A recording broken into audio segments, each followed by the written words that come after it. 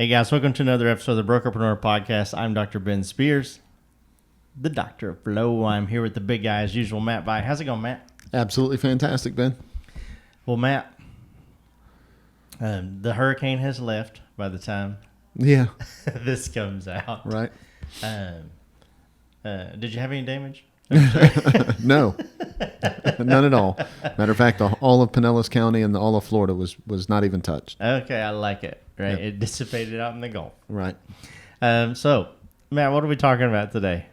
Yeah. So we're going to dig into to journaling and how you can use it in more ways than just keeping track of things in your business. Yeah, I love journaling. Yep. Killer. Awesome, guys. Well, before we dig into that, wherever you're listening to this, hit that follow button or that subscribe button, and go to brokerpreneurpodcast.com and check out the sneak peek of the Brokerpreneur Fast Track. It's right there on the homepage.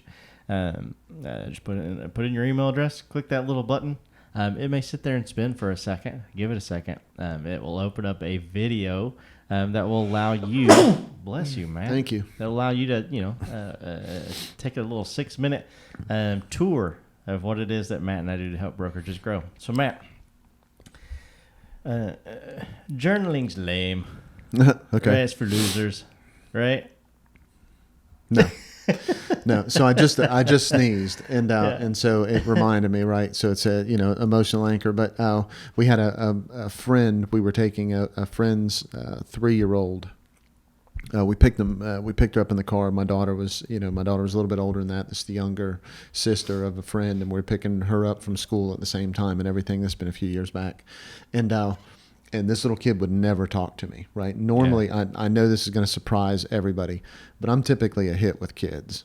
Okay, Yeah. Ben's kids don't like me, but everybody else's kids in the world love me, and so Whatever, man, half my kids like you. right, and so the little kid gets in the car, and we my wife is with us and everything, and the car is kind of all loaded, and she's sitting in the middle in the back in the Yukon, and we as we're getting in, we're like, is everybody buckled up? And I'm trying to talk to her, just try to kind of make her a little bit more comfortable and everything. And she just will not. She's just not talking, right? Yeah. And so we're going down the road, and she starts talking to Sydney, Yeah. and she's talking to Tammy and everything. And I said something and everything, and she just stares. I look in the rearview mirror, and she just stares at me. And we're going down the road, and probably 5 minutes into the ride, I've kind of given up. I'm like, all right, she don't want to talk to me, and I sneeze, and the car is completely quiet. Everybody, the conversation kind of died down, and I sneeze, and she says, "Bless you, big guy." That's awesome. And I was like, "So well, bless you too." and she started laughing, but anyway, That just goes to show, man. Mm-hmm. There's so much going on in the minds oh man, of everybody, but kids especially. Oh man, Yeah, always plotting. Yeah, you get there. That's a cool story. Yep. You should put that in your journal. Yep. I should write it down for sure. You should write that down so Yep. before you get too old and forget it. Yep.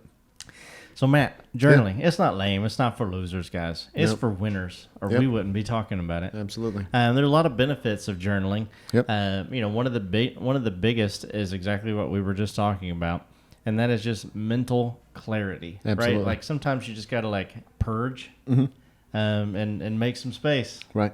Right. Unless you're Matt, there are only so many things you can fit on your desktop. Right. Right. Right. So let's clean that desktop a little bit with our journal, and allows us to be clear on what it really is that we need to focus on. Yeah, absolutely.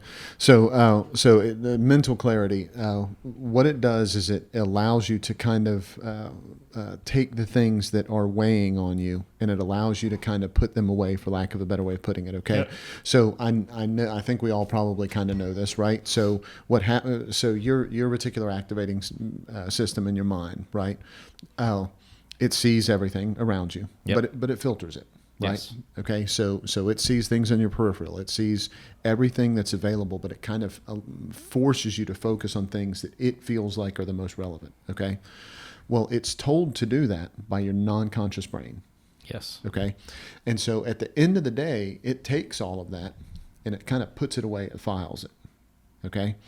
And some of the times what it files is the conscious brain took all of this in and it pushes it into the non-conscious brain. And the non-conscious brain has a little bit of a difficulty putting it away where it needs to put it away because it doesn't feel like it's processed as much as it needs to be processed. Right? Yeah. That's why we feel bad. That's stress, anxiety. That's why we get up the next day. And sometimes you get up the next day and you're like, oh, that's the answer to that, right? Yeah. And other times you get up the next day and you're like, why am I still frustrated with this? Why am I still not right? Okay. Yeah. The reason why is because it wasn't filed away the way that it needed to be filed away. Yeah. So what journaling allows you to do is it allows your conscious mind to tell your non-conscious mind where to file that away. Yeah. Okay? That's a huge deal for mental health and mental clarity, period. The other thing that it does, it allows you to take things that you want to process and put it a certain way in your mind, and it allows you to put them away in your non-conscious mind where you want to. So imagine having just an incredible secretary, and you hand them all the papers that you want filed, and every day they just put it in a filing cabinet, and you never have any idea about the filing system. And then one day you go to look for it, you've got all the information, but you go to look for it and you have no idea where it is because you did not say where you wanted it put away. You just said, I want it put it away, right? And so what journaling allows you to do is it allows you to tell yourself where you want to put that away.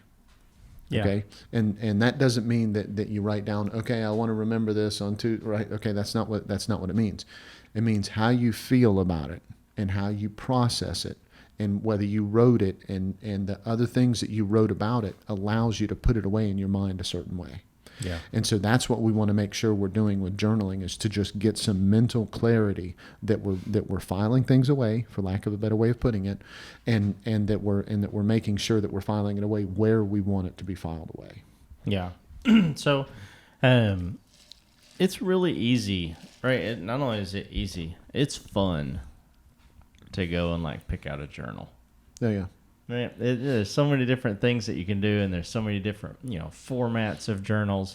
Obviously, you can use technology as well. I like paper when I'm journaling. It's just something active about actually using my my own hands to get this stuff out of my brain. But it's not always easy. Because maybe we don't carry our journal around with us all the time, or maybe it doesn't just sit on our nightstand, or maybe it's not, right at our desk, at all times of the day. It's easy to start journaling. It's easy to go buy a new journal and be like, man, I'm so excited. And, and you get, immediately you start, putting down ideas in it or the things that happened that day. And, anything that you want to remember or you just want to get off of your plate.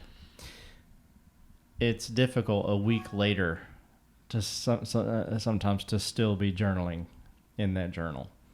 And so let's talk about, a few tips or a few strategies and how to not only start journaling, but to stay journaling as well. Yeah. Hey guys, this episode of the Brokerpreneur podcast is brought to you by the Speculo Group. The Speculo Group is the turnkey solution for agent and brokerage lead generation.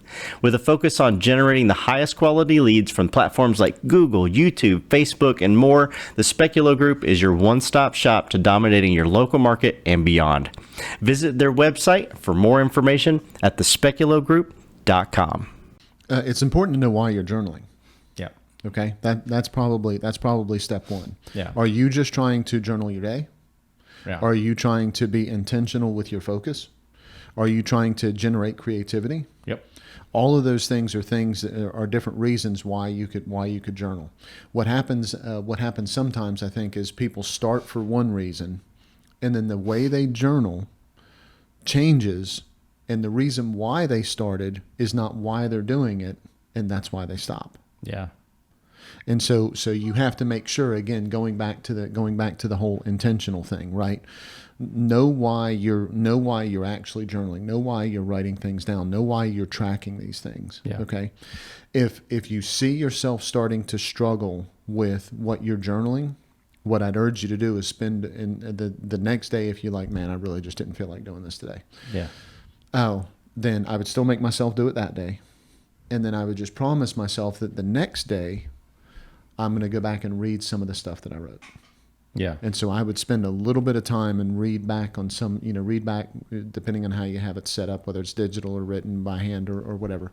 Go back and just kind of read through that. And what that's going to do is it's going to kind of remind you, especially in the beginning, of why you started doing it. because it's going to help give you an overall direction. And what motivated you to begin with will motivate you to continue. Yeah. And so as long as you know, like if you started for creativity or if you started for focus and then you got off track with that and it just turned into the shit that went wrong with your day, right? Then you're going to end up going, okay, I don't want to keep doing this. And you go back and look and you're like, oh yeah, that's the reason why I wanted to do it, right? Yeah. So that's part of it. The other part of it is have a set time, right? Have a set time. It's probably really good to have a set place to do it. Yeah.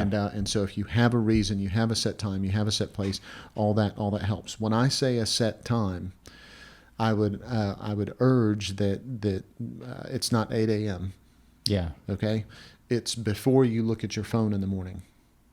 You follow me? Because Saturday morning you might get up at 9:30, right? Yeah. Every other morning you get up at 4:30.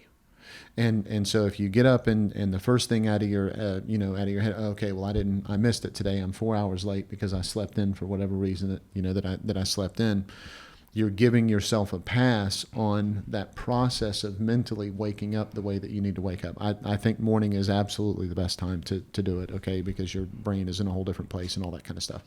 But now you get up, and when you get up, you're forcing yourself to do what you need to do. I say forcing. You're allowing yourself to do what you need to do to get those ideas out, to create that moment for yourself, to be able to allow you to adjust how you're thinking about things and be intentional with how you're filing things and all of that. You're creating that chance for you to be able to do, for your mind to be able to say,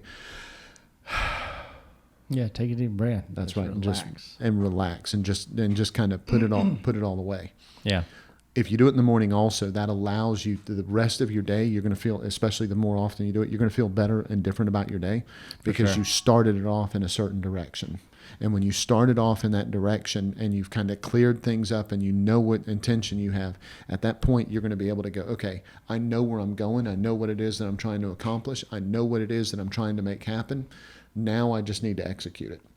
Instead of getting up in your day and going, okay, I normally do this at 4:30. It's 8 o'clock. I got up late, and so I'm just going to skip it, and I'm going to check my messages. I'm going to check my LinkedIn. I'm going to check my my text or my email. Man, that if the rest of your week you started off with a very intentional direction, and then you throw that day in there with all that clutter. From everything else. You're going to notice it. Yeah, your brain's going to be like, wait a minute, I thought we were starting off with clarity. Okay, we're not doing clarity today, guys. We're not doing clarity. Let's go. Let's go in a different direction, everybody. Shovel more coal in the fire. That's exactly right. So that all kind of helps make sure that you stay in that direction. If you pick a time, and the time doesn't need to be 8 a.m., the time needs to be before I check my phone, before I, after I brush my teeth, after I drink my glass of water, as I'm taking my vitamins, before I eat anything, all of that is pick that time that you want to do that. Yep, I like it. Well, last but not least, I've already touched on this just a little bit from a fun standpoint, but there are other things that you need as well. What do you need?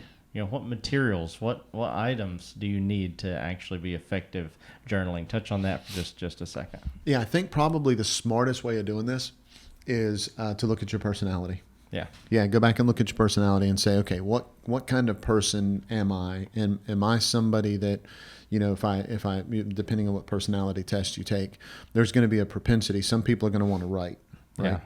Oh, some people video journal, right? They set their phone up and they go through it and they save all those videos and right. Okay, rock on. Some people are going to, I text myself a lot of the time, right? And so, that's, there's a bunch of different ways that you can do it. The key is be consistent. Yeah. Make sure it's the way that fits the way you want to do it and the way that you're comfortable, because you do not want to put any more obstacles in the way of you getting done what you need to get done. Yeah. You want to set it up in a way so that it makes it as easy as possible for you to do what you're supposed to do. So that way you'll be consistent. Once you get in the habit of it, we all know what happens, right? It takes on a life of its own, and it's difficult to get out of the habit of that. So if you want to be really super effective with it, make sure you pick, the time that you want to do it, like we talked about just a second ago. Yep. Pick a type or a way of doing it that fits your personality, not just what you read in a book that says, hey, this is how you should journal, right? Yeah. Okay. And then figure out and explore a little bit, like maybe one day a week, try it a different way and see if you like that, right? Absolutely. Until you figure out a way that you're like, okay, this feels easy, and it feels like if I don't do it, I'm not taking my day in the right direction. As soon as you figure that out, you're going to know how to be effective with it going forward. Yep. No, I love it. Well, guys, start today. Yep. Right. That's my action item. Start today. Grab some paper.